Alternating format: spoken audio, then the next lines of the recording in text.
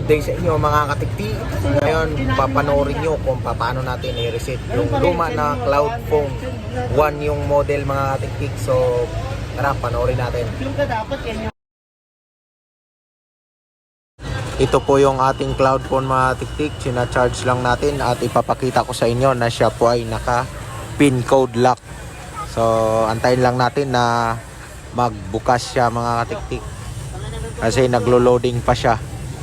So yan mga tiktik, bumukas na. So nakikita nyo, naka-pin code siya.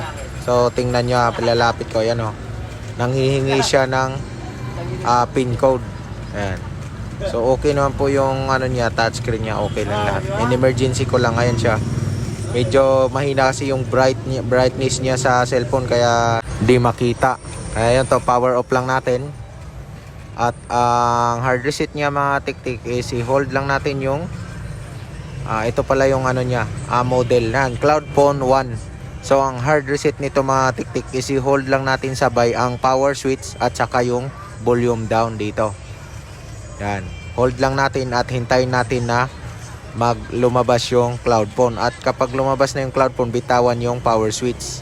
Continue na lang i-hold yung volume down. So kapag lumabas yan mga tiktik, pindutin nyo lang, piliin nyo yung enter recovery. So gamit kayo ng volume down or volume up para makapunta kayo sa recovery mga tiktik. So yun o, volume down, punta sa recovery, and then gamitin mo yung dito sa baba, yung right corner mga tiktik, dito sa right side corner, yung square, yan ang pindutin natin. At kapag antay natin yan mga tiktik na pumasok sa recovery, at doon naman sa recovery, ayan, pipiliin natin dyan wipe data. So gagamit tayo ng volume up or volume down.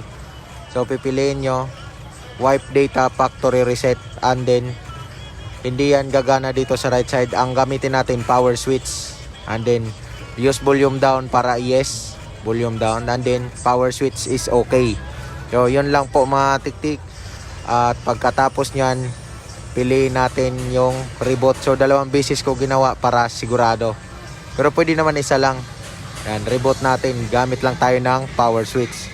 So hintayin lang natin na magbukas ulit yung phone at i-forward ko lang para mabilis, hindi maubos ang oras natin.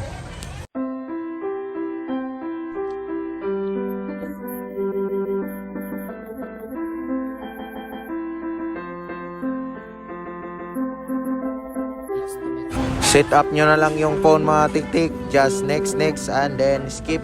Yun na po, tapos na po yung problema natin. Kung bago ka lang dito, huwag kalimutan i-like at mag-subscribe sa channel ko mga tiktik. Maraming salamat.